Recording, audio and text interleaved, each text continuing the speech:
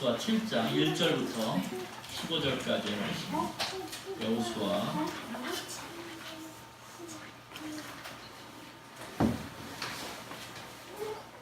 7장 1절부터 15절까지의 말씀.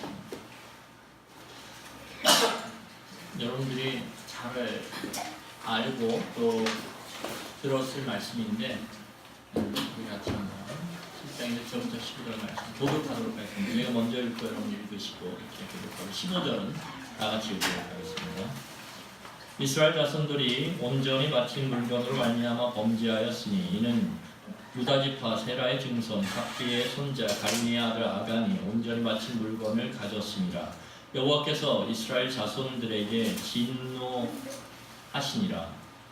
여호수아가 애굽에서 사람을 베델 동쪽 베다인 곁에 있는 하이로 보내며 그들에게 말하되 올라가서 그 땅을 정탐하라. 그 사람들이 올라가서 아이를 정탐하고 여호수아에게로 돌아와 그에게 이르되 백성을 다 올라가게 하지 말고 2-3천 명만 올라가서 아이를 치게 하소서. 그들은 소수이니 모든 백성을 그리로 보내어 수고롭게 하지 마소서 하므로 백성 중 3,000명쯤 그리로 올라갔다가 아이 사람 앞에서 도망하니 아이 사람이 그들을 36명쯤 쳐 죽이고 성문 앞에서부터 스바림까지 쫓아가 내려가는 비탈에서 쳤으므로 백성의 마음이 녹아 물같이 된지라. 여호수아가 옷을 찢고 이스라엘 장로들과 함께 여호와의 궤 앞에서 땅에 엎드려 머리에 티끌을 휘고 세고 저물도록 있다가 이르되 슬프도소이다. 주 여호와여 어찌하여 이 백성을 인도하여 요단을 건너게 하시고 우리를 아모리 사람의 손에서 넘겨 멸망시키려 하셨나이까. 우리가 요단 저쪽을 만족하게 여겨 거주하였다면 좋았을 뻔하였나이다. 주여 이스라엘이 그의 원수들 앞에서 돌아섰으니 내가 무슨 말을 하오리까. 가나안 사람과 이 땅의 모든 사람이 듣고 우리를 둘러싸고 우리 이름을 세상에서 끊으리니 주의 크신 이름을 위하여 어떻게 하시려 하나이까 하니 여호와께서 여호수아에게 이르시되 일어나라 제자를 이렇게 엎드렸느냐. 이스라엘이 범죄하여 내가 그들에게 명령한 나의 언약을 어겼으며 또한 그들이 온전히 바친 물건을 가져가고 도둑질하며 속이고 그것을 그들의 물건들 가운데에 두었느니라. 그러므로 이스라엘 자손들이 그들의 원수 앞에 능히 맞서지 못하고 그 앞에서 돌아서니 이는 그들도 온전히 바친 것이니라. 그 온전히 바친 물건을 너희 중에서 말하지 아니하면 나 자신은 너희와 함께 있지 아니하리라.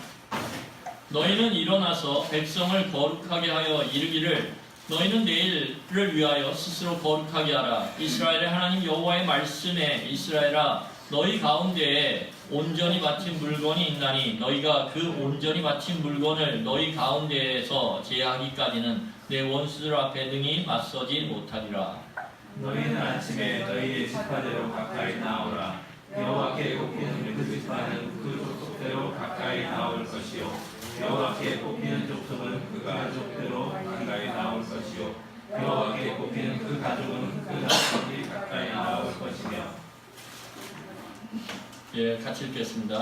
온전히 바친 물건을 가진 자로 뽑힌 자를 불사르되 그와 그의 모든 소유를 그리하라. 이는 여호와의 언약을 어기고 이스라엘 가운데 망령된 일을 행하였음이라 하셨다 하라.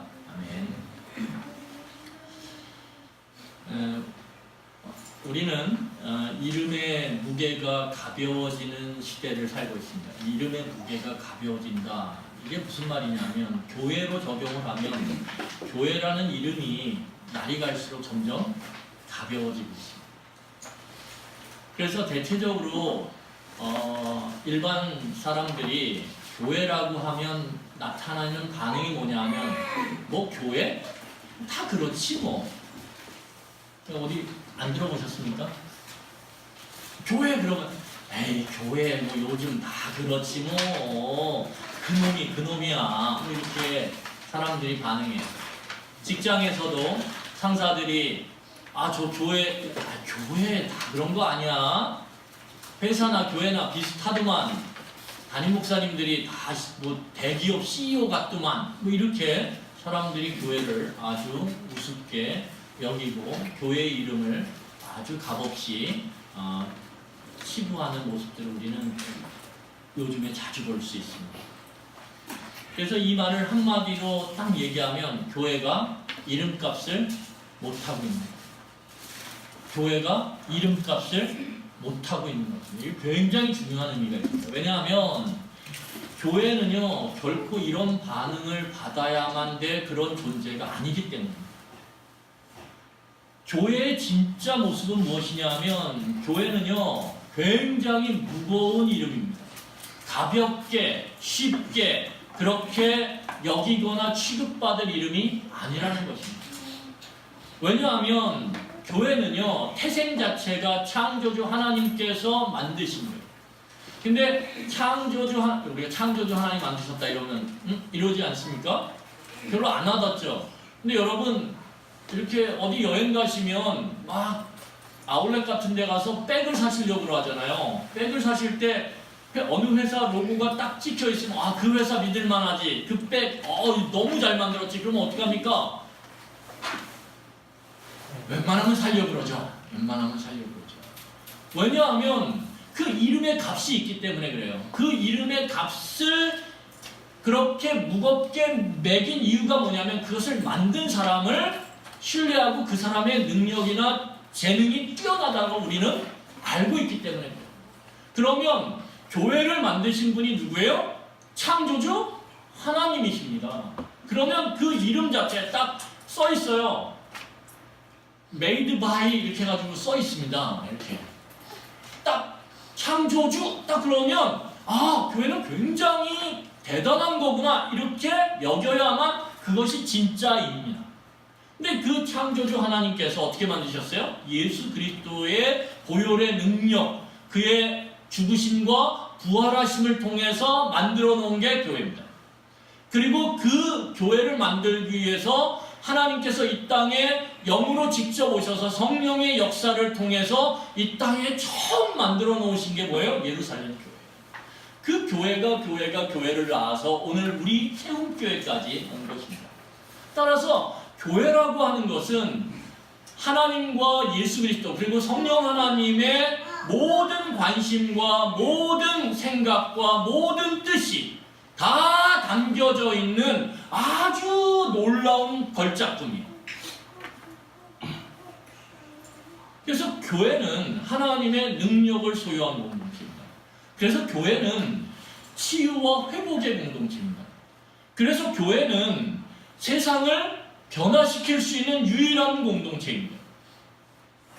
교회는요, 자신의 이익과 상관없이 다른 사람을 위해서 희생적 사랑을 할 수 있는 유일한 존재입니다.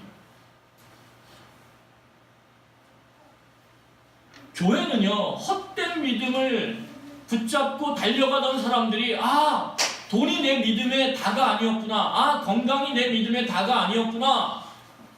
명예가 내 믿음의 다가 아니었구나라고 깨닫는 사람에게 진짜 믿음이 무엇인지를, 그 믿음을 가질 때 얼마나 내가 견고해질 수 있는지를 보여주는 존재가 교회입니다. 여러분, 교회는요, 소망이 보이지 않는 암흑과 같은 그 세상 앞에서 유일하게 소망을 가질 수 있는 존재예요. 내게 다 무너져도, 내가 오늘 모든 것이 다 닫혀도 교회라고 하는 곳에 함께 계시는 하나님으로 인해서 교회는 소망을 잃지 않을 수 있습니다. 그게 교회라는 이름이 갖고 있는 어마어마한 이름의 값이에요. 그런데 그 값이 오늘날 너무 우습게 회자되고 있고 가볍게 취급되고 있다. 굉장히 아파해야 되고 우리가 슬퍼해야 됩니다. 그래서 세상 사람들이 교회에 세습을 놓고 막 욕할 때 우리도 거기에 덩달아 교회 이게 아니라, 그렇게 할 때 그 교회라고 하는 이름을 위해서 그 세 분의 하나님께서 함께, 삼위의 일체이신 하나님께서 함께 머리를 싸매고 애쓰고 힘쓰고 능력을 부어주시기 위해서 만드신 그 놀라운 교회가 그렇게 우습게 취급되는 걸 보면서 우리는 가슴 아파야 합니다. 마음이 아파야 돼요. 하나님의 마음이 느껴져야 돼요. 왜? 원래 그게 그 이름의 값이 아니기 때문에. 우리의 욕심이, 사람의 욕심이, 사람의 욕망이, 사람의 욕구가 하나님이 그렇게 귀하게 만드신 교회의 가치를, 교회의 이름값을 너무 하찮게 만들었기 때문에 우리는 가슴 아파요. 오늘 우리는 본문의 말씀을 통해서 하나님의 백성 공동체인 교회의 능력이 어떻게 유지될 수 있는지, 그 이름값을 하기 위해서 교회의 능력이 어떻게 발휘될 수 있는지, 오늘 이스라엘 백성의 이야기를 통해서 우리가 그 길을 알기 원하고 깨닫기 원합니다. 여러분, 이스라엘 백성 공동체는 요단강을 건너서 거대하고 강력한 여리고성을 무너뜨렸습니다. 여러분들이 다 아시는 바와 같습니다. 넘실거리는 요단강, 건널 수 없는 것 같은 그 요단강을 하나님께서 마르게 하셔서 그 요단강을 걸어서 건넜어요.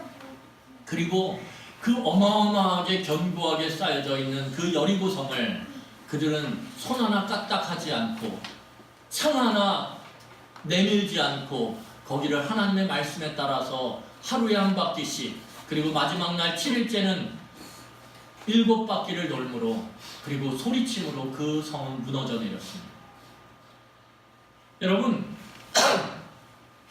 이런 모습을 보면서 하나님의 능력, 이스라엘의 능력을 본 게 아니라 가나안 백성들은요, 그 이스라엘 안에 있는 하나님의 능력을 듣게 되고 보게 된 거예요. 그리고 그 소식이 가나안 모든 지역에 쫙 퍼져나가요. 여러분, 오늘 여호수아 6장 27절을 한번 같이 보겠습니다. 여호수아 6장 27절입니다. 같이 읽겠습니다. 시작. 여호와께서 여호수아와 함께 하시니 여호수아의 소문이 온 땅에 퍼지라. 여호수아의 소문이 퍼진 게 아니고요, 여호수아와 함께 하시는 하나님에 대한 소문이 온 가나안 땅에 퍼져나갔어요. 여러분, 이 엄청난 기세를 몰아서 이스라엘 백성과 여호수아는 정탐꾼을 보내서 두 번째 점령해야 될 아이성이라고 하는 성에 정탐꾼을 보냈어요. 정탐꾼이 가서 아이성에 대해서 아주 세밀하게 탐색을 하고 돌아옵니다. 그리고 여호수아에게 분석한 정보를 쫙 브리핑을 해요. 얼마나 그 브리핑이 좋은지 여호수아의 마음이 너무 흡족한 거예요. 그런데 그들의 그 보고한 내용을 한마디로 정리하면 무엇이었냐면, 아이성은 여리고에 비하면 너무 작고 보잘것없어서 쉬운 상대입니다. 이게 보고 내용의 핵심이에요. 여러분, 그들의 관점에서 볼 때는 아이성은요, 그들이 이전에 무너뜨린 그리고 정복한 여리고성에 비하면 비교가 되지 않을 만큼 작고 보잘것없었습니다. 그들에게는 아무것도 아니에요. 그들의 지금 마음 가운데 붙은 자신감으로만 보면, 야, 우리가 요단강도 건넌데, 와, 우리가 여리고도 무너뜨렸는데 저쯤 아이성쯤이야? 에이, 보잘것없지 뭐. 이게 그들의 마음 가운데 가득 차 있는 생각이었습니다.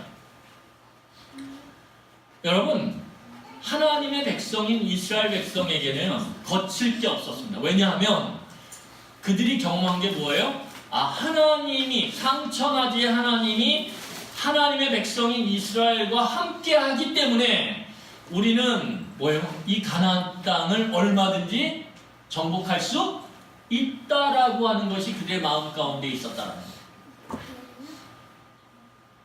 여러분, 그런데 중요한 것은 뭐냐면, 이 세상을 살아가면서 우리가 겉보기로 판단하는 것만큼 위험한 일은 없습니다. 저건 어려워. 그러니까 어떻게 합니까? 어려우니까 이 방법 저 방법 끝까지 해가지고 하나님을 의지하고 온전히 신뢰하려고 막 그래요. 그런데 저거는 기도 안 해도 돼. 저 문제는 내가 처리해도 돼. 저 문제는 내가 지금까지의 경험과 능력으로 해도 얼마든지 할 수 있어. 우리는 겉보기를 통해서 우리의 나아갈 바를 결정해요. 그런데 그것만큼 위험한 일이 없다라는 거예요. 왜냐하면 세상을 살아가다 보면요, 저는 그렇게 많이 살진 않았지만 겉보기에 별거 아닌 것 같이 붙잡았는데, 그런데 그 밑에 숨겨져 있는 어마어마한 그 위험성이요, 나중에 그것을 깨닫고 경험하고 알게 되면서 놀라 자빠지는 경우가 어마어마하게 많습니다. 너무 커 보여가지고 지레 겁먹어서 하나님 앞에 막 기도하면서 매달렸는데, 그 어마어마한 문제가 갑자기 온유월에 눈 녹듯이 흔적도 없이 싹 사라져버리는 것들을 우리는 경험할 수 있어요. 그래서요, 성도는요, 눈에 보이는 겉보기를 보고 판단하면 문제가 생깁니다. 반드시. 여러분, 그런데 이렇게 하나님과 함께하는, 그리고 가나안 땅으로 들어가서 저 땅을 점령하는 것이 하나님의 뜻이고 하나님의 계획이고 하나님의 인도하심이라는 것이 분명하지만, 중요한 건 뭐냐면 주의사항이 있어요. 거기에 주의사항. 어떤 주의사항이냐? 이스라엘 백성들은 거칠 게 없지만 누구는 거쳐야 돼요? 하나님은 거쳐야 돼요. 하나님. 내가 거칠 것 없다라고 쫙 나가면서 하나님도 건너뛰면 큰 문제가 생깁니다. 여러분, 신앙생활을 하면서 참 위험스러운 게 어떤 거냐면요, 이게 뭔가 일이 잘 돼요. 잘 되다 보면 사람이 거침이 없어져요. 또 성격적으로 거침이 없는 분들이 있어요. 쫙쫙 그냥 일이 막 쫙쫙. 일을 무서워하지 않아요. 문제를 무서워하지 않아요. 저 정도 내가 이렇게 탁탁탁탁 계획 세워서 쫙 가면 쫙 될 거야. 이런 자신감들이 가득한 분들이 있습니다. 그런 분들이 옆에서 보면 참 믿음직스럽고 좋아 보여요. 그런데 하나님은 거쳐야 됩니다. 다른 거 안 거쳐도 하나님만은 거쳐야 돼요. 하나님을 무시하고 하나님을 거치지 않고 여러분 넘어가면 큰일 납니다. 이 아이성을 정탐한 사람들은요, 그 이전의 승리에 너무 도취된 나머지 여리고 정탐 때와는 전혀 다른 모습으로 행동합니다. 왜냐하면 이 아이성 전투에 대한 정탐과 분석과, 그리고 그 분석 넘어서 뭘 하기 시작하냐면 전쟁에 대한 전략들을 쫙 짜기 시작해요. 하나님에게 묻지 않고. 야, 우리가 저 전투도 저렇게 했는데 이번 전투는 보잘것없으니까, 작으니까, 쉬우니까 우리가 한번 짜보지 뭐. 그러면서 자기가 정탐한 내용과 분석한 내용을 통해서 앞으로 전쟁할 전략들을 쫙 적어요. 그리고 그 전략들을 갖고 와서 여호수아에게 이야기합니다. 여러분, 그게 무슨 내용이에요? 저 성은 작고 보잘것없으니까 우리 모든 백성이 다 올라가지 않아도 되고요, 2-3천 명만 보내서 그들과 싸워도 충분히 우리가 이깁니다. 너무 멋진 전략이에요. 그런데 놀라운 것은 여호수아가 그 전략을 그대로 받아들인다. 여러분, 이게 인간의 한계예요. 그렇게 하나님께 묻고 그렇게 하나님을 의지하던 여호수아가 눈에 겉보기에 보잘것없어 보이는, 자기 눈에도, 그런데 정확하게 분석을 해보니까 진짜 보잘것없어요. 그러니까 어떻게 해요? 그 분석한 내용에 따라서 나온 전략을 그냥 하나님께 묻지 않고 그냥 받아들여요. 그냥 오케이, 좋은 전략이야. 야, 이번 전략만큼 좋은 게 없어. 야, 이번에는 모든 이스라엘 군대가 다 가지 않고도 2-3천 명만 보내서 승리할 수 있다면, 야, 이것만큼 백성들이 좋아하는 게 어디 있어. 여호수아의 마음에 땅 뜨는 거예요. 딱 뜨는 거예요. 야, 여러분, 우리가 언제 이런 마음이 들면 어떤 사람이 얘기를 해요. 야, 이런 문제가 있는데 어떡하지? 야, 그거 내가 알아봐 줄게. 다 해보니까, 야, 그거 1,000만 원 들어가는 건데 200만 원만 들어가면 돼. 그러면 어떻게 해요? 우리 마음에 그거다! 이렇게 하지 않겠습니까? 근데 그 사람들이 믿을만한 거예요. 왜? 브리핑을 쫙 하니까. 그리고 데이터가 믿을만해요. 그러면 어떻게 해요? 야, 이거네 이거. 그리고 전혀 생각하지 않고 글로 몰아붙이기 시작합니다. 몰아가기 시작해요.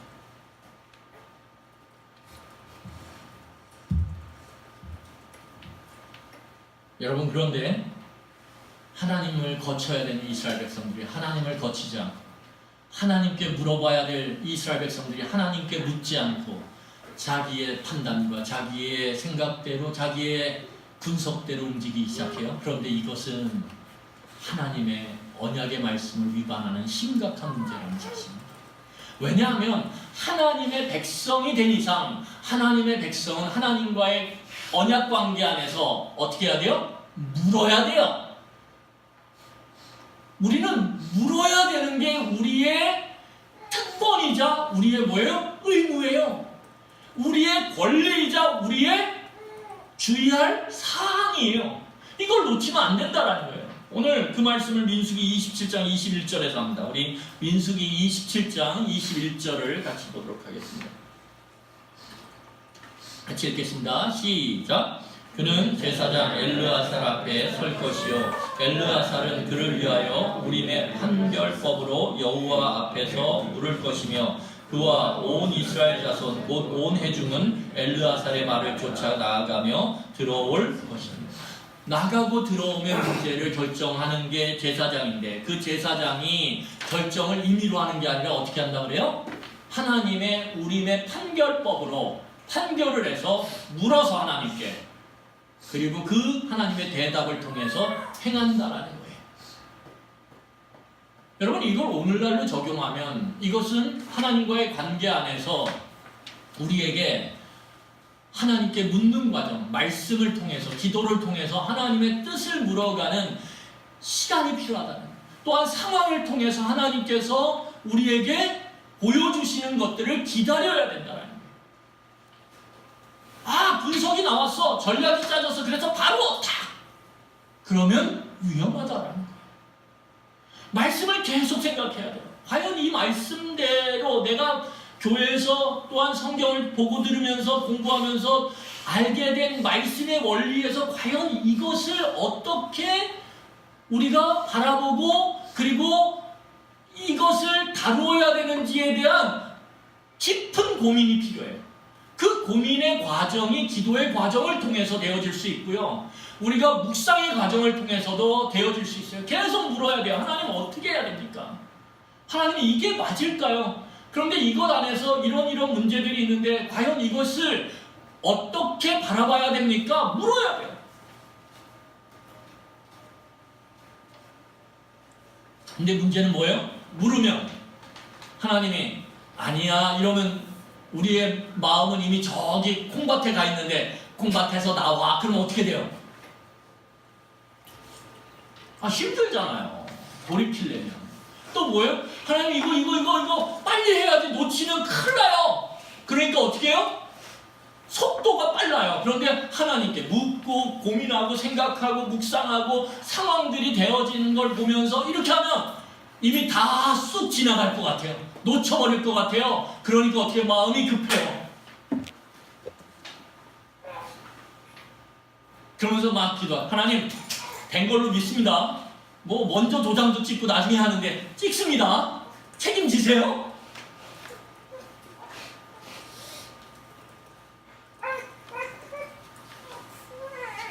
근데 그게 빠른 일이 아니라는 거예요. 중요한 거.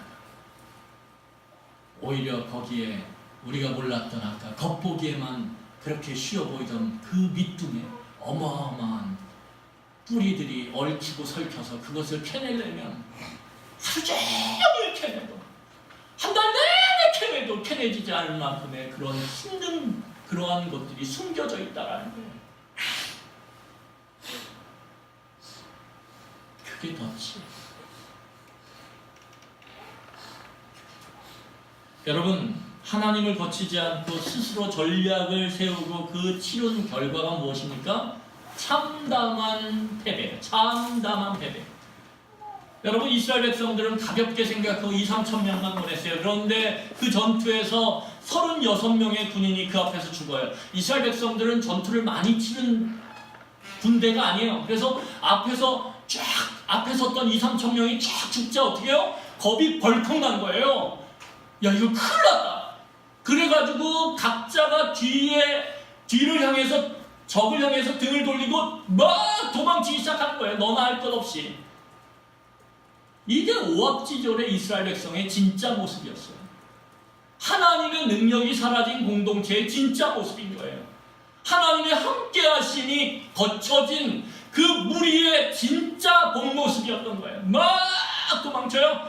그런데 더 놀라운 건 뭐냐면 그 아이성 사람들이 성문을 활짝 열고 그 도망치는 이스라엘 백성 등을 따라서 쫓기 시작했다.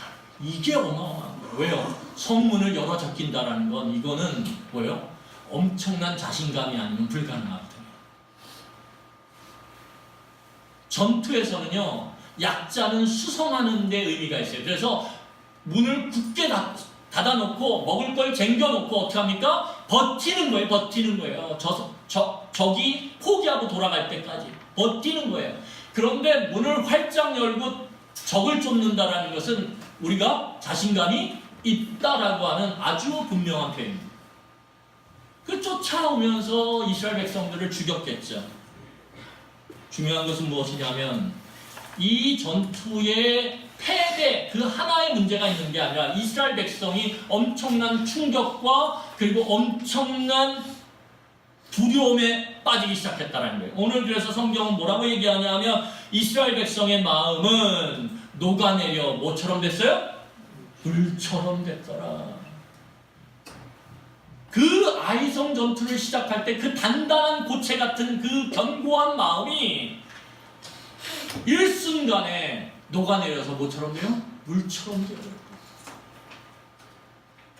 원래 마음이 녹아서 물처럼 되는 건 누구의 마음이어야 돼요? 가나안 백성들의 마음이에요. 아이성 전투를 시작하기 전에 가나안 사람들은 마음이 물처럼 녹아서 이스라엘 백성들을 두려워하고 겁내했어요. 그런데 오늘 아이성 전투 하나로 역전돼 버린 거예요.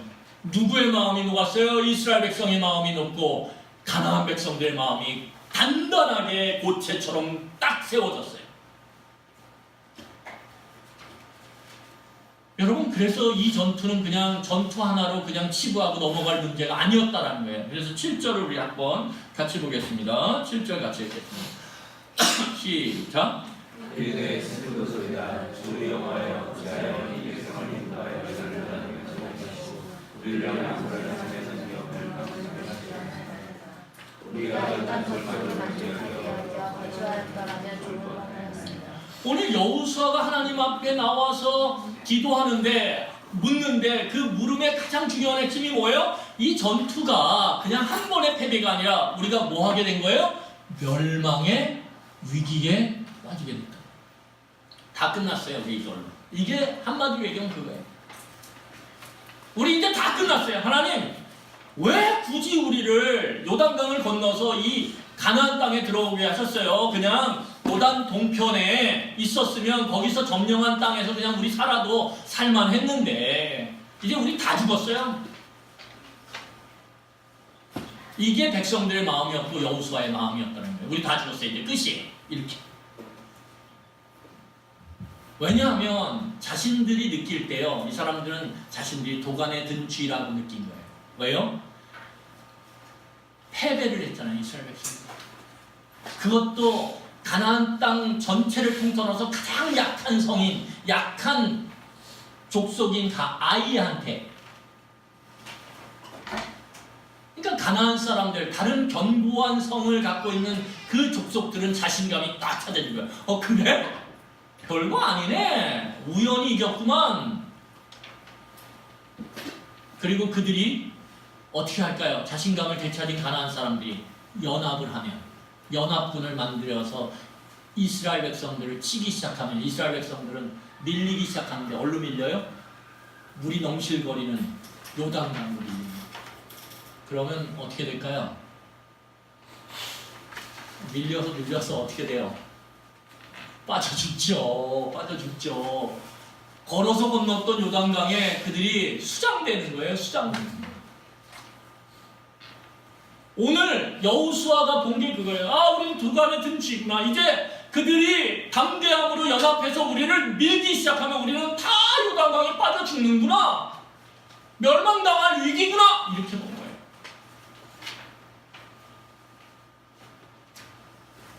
여러분, 그러면 이스라엘 백성들이 단지 하나님께 묻지 않고 마음대로 전쟁에 임했던 것이 그러면 진짜 문제일까요?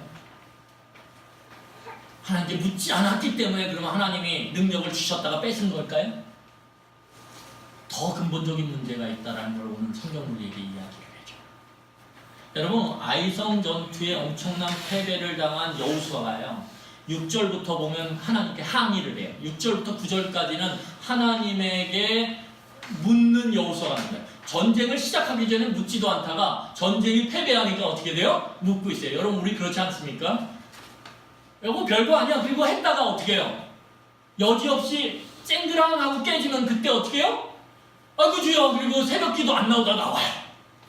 우리 이제 공간을 얻으면 내년서부터 새벽기도를 할 건데요, 그러지 않았으면 좋겠습니다. 물론 그럴 수도 있어야 돼요. 우리 또 실수하면 또 이렇게 나오고 하나님께 또 은혜를 구해야 되는데, 그거 전부터 나와서 하나님께 이렇게 기도하고. 근데 우리는 그래요. 컵복이 별거 아니면 그냥 내가 할게요, 그냥 쉬세요 이번에는, 그렇게 말하진 않지만 그런 자세로 일을 처리하다가 안 되면 그 다음에 어떻게 해요? 주여! 그리고 매달려요.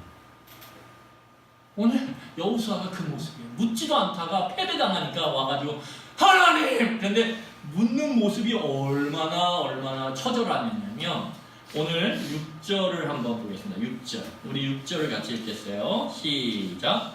여호수아가 옷을 찢고 이스라엘 장로들과 함께 여호와의 궤 앞에서 강연하여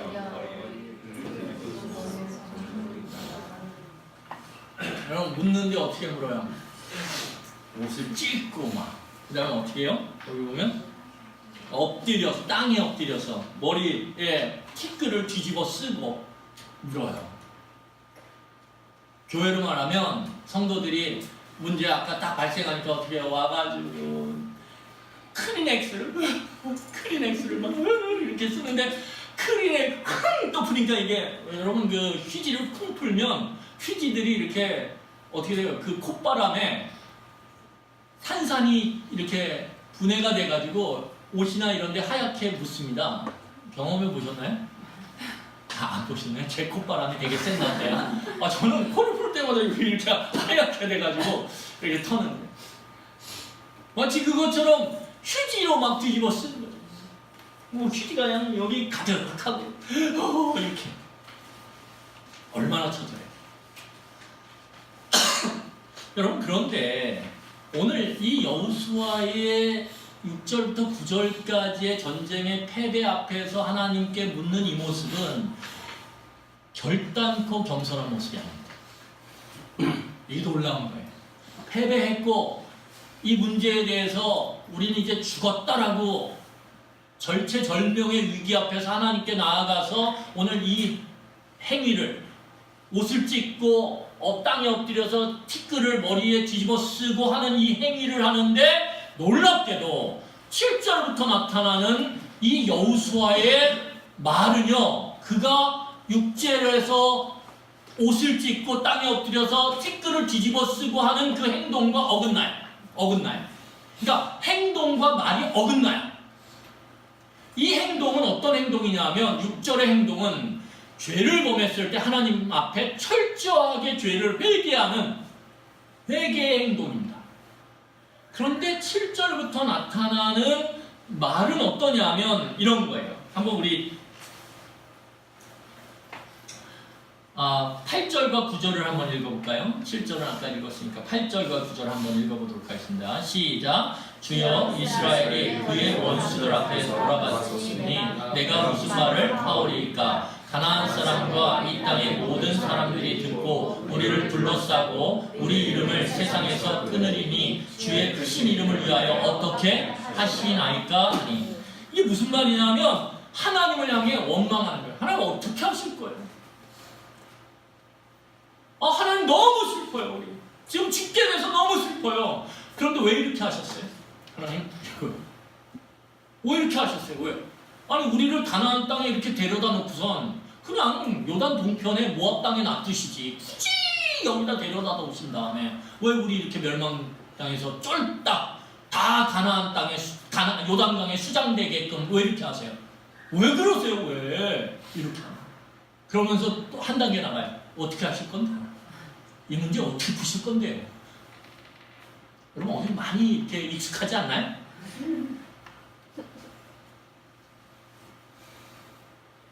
아니 힘들어 죽겠어요. 아 사랑하신다면요 저. 왜 이렇게 하세요?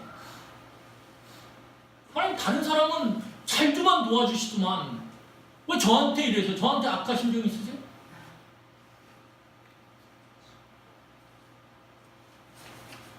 어떻게 하실 거예요 이제 이 문제? 하나님 저요 하나님 안 도와주시면 하나님 이름 다 욕먹습니다. 저 교회 잘 다니고 예수 믿는 거 사람들이 다 알아요. 하나님 이제 큰일 났어요. 지금 어디서 많이 들어봤어요. 여러분 그런데 오늘 하나님께 책임을 다 떠넘기고 있는 여호수아와 이스라엘의 장로들에게 하나님이 놀라운 말씀을 하십니다. 그게 10절이에요. 뭐라고 말씀하시냐면 10절 우리 같이 읽겠습니다. 시작. 여호와께서 여호수아에게 이르시되 일어나라 어찌하여 이렇게 엎드렸느냐. 하나님께서 뭐라 그러냐면 여호수아한테 야 너 엎드려 있지 말고 일어나. 이걸 좀 더 쉬운 말로 하면 이런 거예요. 뭐예요? 야 너 지금 엎드려서 뭐 하고 있냐?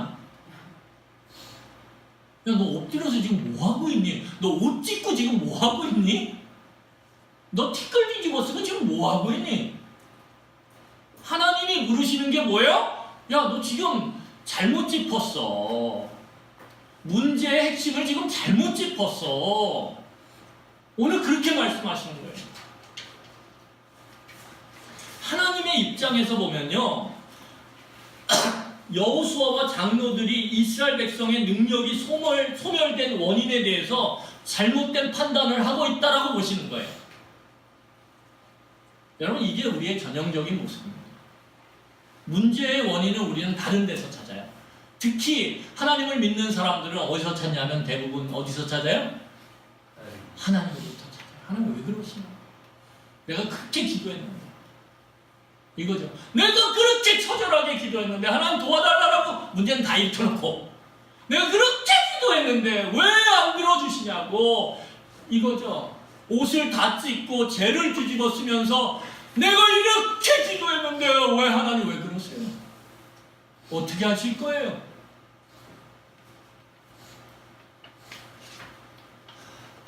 여러분 사실 우리는 하나님을 잘 몰라요. 왜요? 우리의 생각으로 가득 차 있기 때문에. 우리의 생각으로 꽉 차 있기 때문에 이 절체절명의 순간에도 우리는 우리의 생각대로 하나님을 판단하고 하나님을 조정하려고 해요. 하나님을 잘 몰라요. 그래서 말씀을 통해서 하나님을 제대로 알아가는 것만큼 중요한 것이 없어요. 교회는 그 일을 생명처럼 여겨야 됩니다. 말씀을 통해서 하나님을 제대로 알아가는 것만큼 교회가 힘써야 될 게 없어요. 그게 가장 중요한 시작이에요. 교회가 물론 그것만 하면 안 돼요. 그렇지만 그것이 바탕이 되고 토대가 되고 시작이 돼야 돼요. 그러지 않으면 교회가 좋은 일을 하는 것 같지만 엄한 데로 갑니다. 여러분 그런데 여기서 중요한 사실은 무엇이냐면 하나님께서는 하나님의 백성들이 그들의 능력이 소멸된 채 가나안 땅에서 전투를 하고 그렇게 살아가기를 원하실까요? 안 원하실까요? 절대 원하시지 않습니다. 왜냐하면 그럴 거면 하나님이 애굽에서 이스라엘 백성을 건져내지도 않았어요. 그렇게 할 거면 하나님께서 이스라엘 백성들을 40년 동안 광야에서 먹이시고 입히시면서 굳이 가나안 땅으로 요단강을 건너서 들어오게 하시지 않았을 거예요.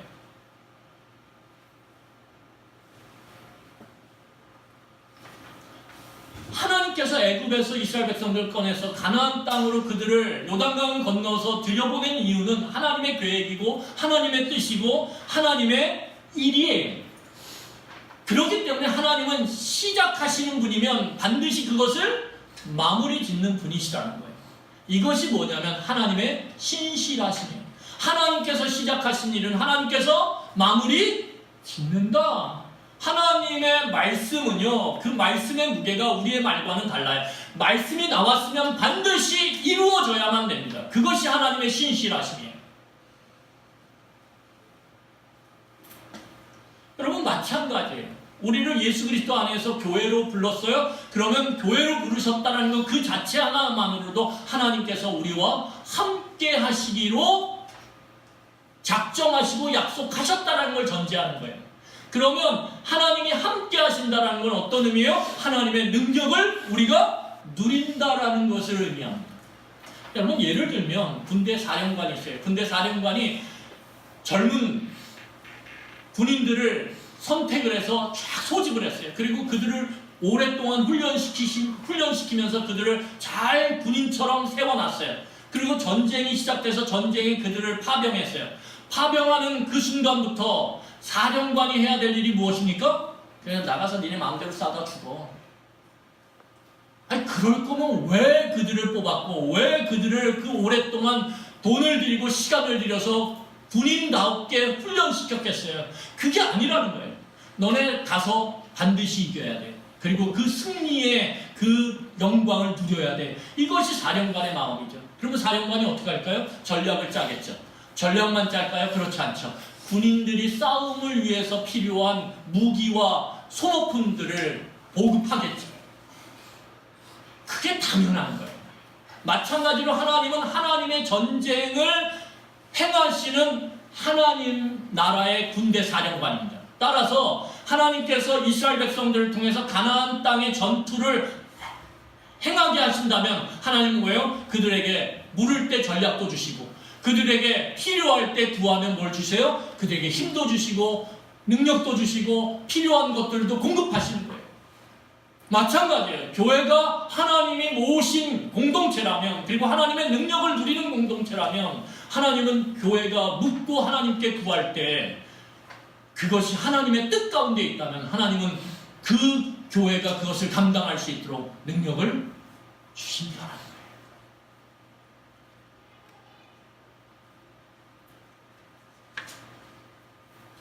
따라서 하나님 백성 공동체의 능력의 소멸의 원인은 하나님 때문이 아니에요. 누구 때문이에요? 하나님의 백성 때문이에요.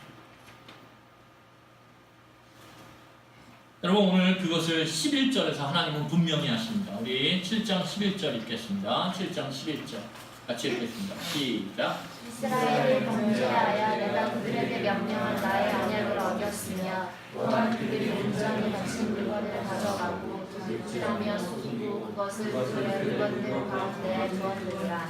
패배의 원인은 뭐냐면 하나님께서 말씀하신 그 말씀을 어겼기 때문입니다. 범죄했기 때문에. 그 범죄는 뭐예요? 하나님의 말씀을 어겼다라는 거예요. 하나님은 이 아이성 전투에서 이 여리고 전투에서 그 전에 여리고 전투에서 뭐예요? 헤렘이라고 하는 진멸의 전쟁을 명하셨어요. 다시 말하면 숨쉬는 모든 것들을 다 죽여라. 이건 죄 때문에 그래요. 왜요? 죄라는 것은 그것이 살아있으면 어떻게 돼요? 아무리 그것이 작고 연약해도요. 죄는요. 마치 뭐처럼요. 곰팡이가 퍼져나가는 것처럼 그렇게 삽시간에 퍼져나가는 거예요. 누룩이 퍼지는 것처럼 누룩이 삽시간에 퍼져가듯이 그렇게 퍼져가는 거예요. 그렇기 때문에 하나님께서 그 죄에 대한 심판의 하나의 모델로서 여리고를 진멸전쟁을 하게끔 했는데 문제는 뭐냐면 아간이라고 하는 사람이 그 여리고에 들어가서 진멸전쟁을 행하면서 아까워서 그것을 가져다가 훔쳐서 숨겼다가 그래서 이스라엘 공동체의 이 참혹한 패배는 하나님의 거룩하심에 따른 진노의 패배라는 거예요. 진노의 패배, 진노의 심판. 여러분, 사람들은요, 겉으로 어떤 동일한 길을 걷는 것 같지만 그들의 마음 가운데에 이해관계가 다 있어요. 그래서 그 마음에요, 온전하지 않은 잘못된 마음을 갖고 그렇게 행할 수 있습니다. 오늘 이스라엘 백성들이 볼 때 다 문제가 없었어요. 여리고 전투는 다 끝난 거예요. 그런데 거기에 하나님의 말씀을 어긴 한 사람이 있었다는 거예요. 여러분 이스라엘 백성들이 그 뒤에 보면 다시 능력을 회복해서 가나안 전투에 그들이 임하려면 뭐가 필요했어요? 하나님의 용서하심과 하나님의 함께하심이 필요했습니다. 그 하나님의 함께하심과 하나님의 용서하심을 누리려면 그들은 반드시 그들이 범한 죄를 어떻게 해야 돼요? 제거해야만 됐어요. 그들 가운데 죄의 원인을 제거하지 않으면 그들은 하나님의 용서하심과 함께하심을 경험할 수 없고요. 만약에 하나님의 용서하심과 함께하심을 경험할 수 없다면 그 하나님의 백성 공동체 능력은 회복되지 않습니다. 그래서 이스라엘 백성 공동체의 능력은요, 그들의 군사적인 힘이나 어떤 이론이나 전략에서 나오는 게 아니에요. 어디로부터 나오는 거예요? 거룩함으로부터 나오는 거예요. 거룩함. 이것은 교회도 동일합니다. 교회의 능력은요, 그들이 갖고 있는 재산, 그들이 갖고 있는 그 건물의 크기, 그들이 갖고 있는 유력한 사람들의 숫자, 거기서 나오는 게 아니에요. 목회자의 능력에서 나오는 게 아니에요. 어디서 나오는 거예요? 교회 공동체의 거룩함에서 나오는 거예요. 하나님께서 이렇게 말씀하세요. 그래서 레위기에서 뭐라고 얘기하시냐면, 내가 거룩하니까 너희들도 좀 거룩해라. 그래야 내가 너희들과 함께하면서 내 능력으로 너희들을 인도하고 도울 수 있기 때문에. 하나님이 거룩함을 요구하는 건 우리에게 무거운 짐을 지우는 게 아니라 우리를 좀 더 가볍게 만드시려고, 우리를 좀 더 보호하시려고 하는 하나님의 마음의 깊은 배려예요. 여러분, 물론 그런 엄마 아빠도 있겠지만, 여러분 어떤 엄마가 하얀 드레스를 입었어요. 너무너무 예뻐요. 너무 힘들었어요. 근데 아들을 데리고 나갔어요. 드레스를 입었다니까 좀 이상하네요. 근데 아들을 데리고 밖에 나갔다가 아들한테 이렇게 얘기하는 거예요. 제발 깨끗하게 놀아. 너 이따 엄마가 데리고 갈 때 힘들면 업어갈게. 이따 칭얼칭얼거리면 엄마가 너 업어갈 거니까 제발 그런데 깨끗하게 놀아. 알았지? 그랬어요. 그랬더니 애가 가가지고 지름바닥에 막 뒤굴러요. 그리고 엄마 앞에 딱 나타나요. 엄마 힘들어요. 업어줘요. 물론 이제 엄마가 업어줄 수도 있죠.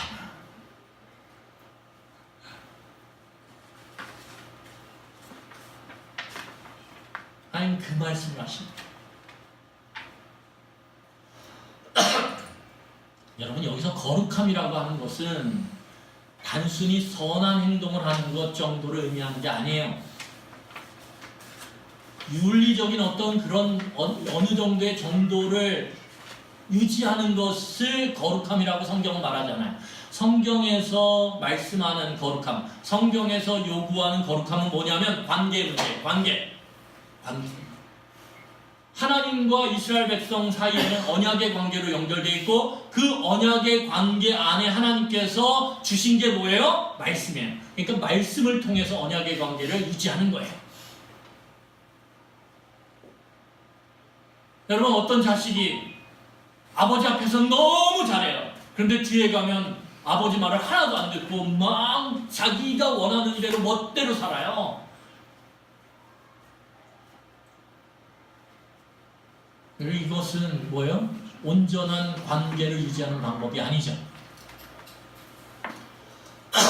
언약의 관계를 깨지 않기 위해서는 거룩함을 유지해야 되는데, 그 거룩함은 우리가 말씀을 붙잡고 그 말씀에, 하나님의 말씀에 철저히 순종해 가려고 할 때 우리의 거룩함은 유지되어지는 거고 거룩함은 보존되어지는 것입니다.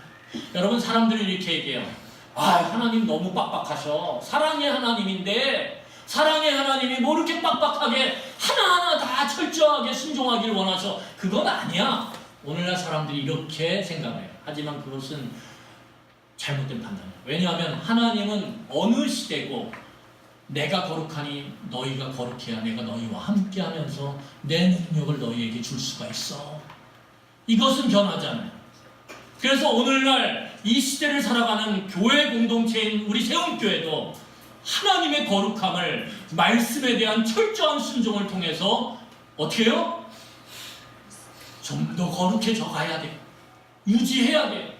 그래야 하나님의 능력을 누리는 공동체가 될 수 있어요. 그런데 문제는 뭐냐면 우리 안에 연약함이 있다라는 거예요. 그래서 우리가 거룩함을 때로는 훼손시킬 수도 있어요. 그때 사랑의 하나님이 있는 거예요. 어떻게 해요? 그래, 회개하고 돌아와. 내가 그러면 없던 것처럼 너희들을 그렇게 반겨주고 껴안아주고 위로해줄게, 용서해줄게. 여기에 사랑의 하나님이 있는 거예요. 그리고 여기서 더 나가요. 하나님 뭐라 그래요? 너 이거 힘들지? 이 땅 살아가면서 너무 복잡하지? 그 복잡한 관계 안에서 말씀을 지켜내기가 너무 힘들지? 내가 너가 구할 때 내 영인 성령 하나님이 너희들을 위하여 돕도록 그렇게 할게. 그러니까 믿고 그 길을 가려고, 그 거룩함의 길을 가려고, 말씀에 순종하는 길을 가려고 한번 애써봐. 힘들 거야. 하지만 내가 도울게. 그게 사랑의 하나님이세요. 여러분, 말씀을 정리하겠습니다. 오늘 이 본문을 통해서 우리가 깨달아야 되는 것은 무엇입니까? 교회 공동체는 거룩한 공동체. 우리 옆 사람에게 이렇게 한번 교회 공동체는 거룩한 공동체가 돼야 합니다. 한번 얘기해 볼까요? 시작.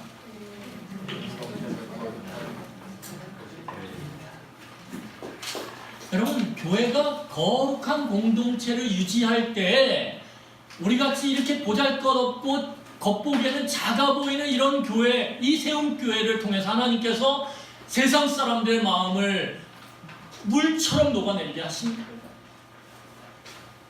크기로 막, 그러면 여러분 세상이 웃어요. 왜 웃냐면, 야, 우리 교회가 이렇게 커, 와, 이거 봤지? 로비가 이렇게 넓어. 그러면 사람들이 웃어요. 이게 우리의 힘이야. 야, 요번에 2천억 3천억짜리 건물을 지었어. 세상이 웃어요. 왜? 세상은 그거 아무것도 아니거든요. 어디 가보시면 알아요? 한 방에 그게 깨질 수 있어요. 어디 가시면? 제2롯데타워 가면. 교회가 2천억 3천억짜리 건물을 딱 세워놓고 이것이 하나님의 능력이 우리에게 임한 것입니다 라고 이야기하면 세상은 콧방귀를 껴요. 제2롯데타워를 데리고 와서, 야, 이거 볼래? 그러면 교회는 거기서 한없이 작아져요. 교회의 능력은 이 세상 사람들이 할 수 없는, 겉으로 난 척하지만, 겉으로 깨끗한 척하지만 그 밑바닥에 온갖 더러움에, 온갖 어두움의 일들을 꺼리낌 없이 행하는 그 세상에 대항하는 거룩함이 있어요. 세상 사람들은 그 앞에서 처음에는 저게 뭔데 저래? 하지만 그 거룩함이 유지돼가면서 나타나는 하나님의 능력 앞에서 그들의 마음은 물처럼 녹아내기 시작해요. 여러분, 이게 교회의 능력이에요. 몇 가지 선한 사업들을 한다고, 몇 가지 선한 일들을 한다고, 몇 명의 선한 사람들이 모여있다고 그게 교회의 능력을 가져다 주는 게 아니에요. 여러분, 교회 공동체는 거룩함을 지켜내야 합니다. 그것은 말씀에 대한 철저한 순종을 해야 합니다. 그런데 이게 문제는 뭐예요?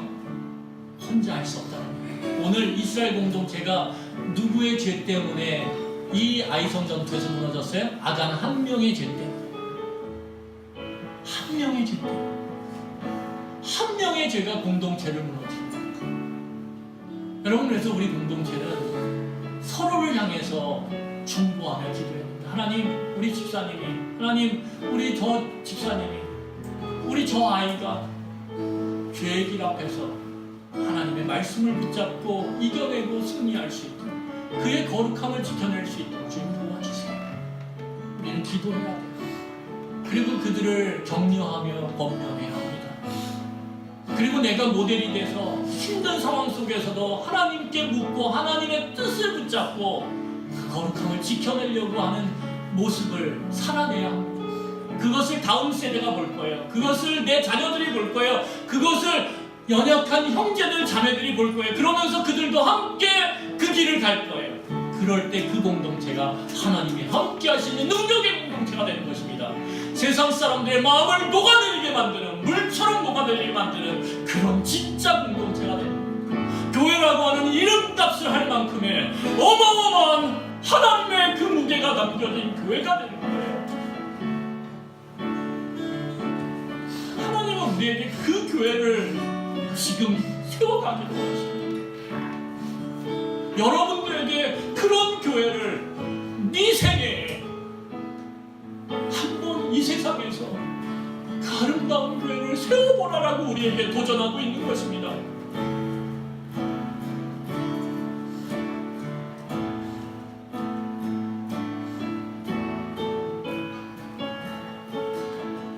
그런 교회를 하나님 앞에서 겸손하게 세워가시고 하나님의 능력을 경험해가는 교회 공동체, 정말 하나님께서 이루어 가심을 우리가 겸손하게 받들며 나아가는 그런 성도들이 되었으면 좋겠습니다.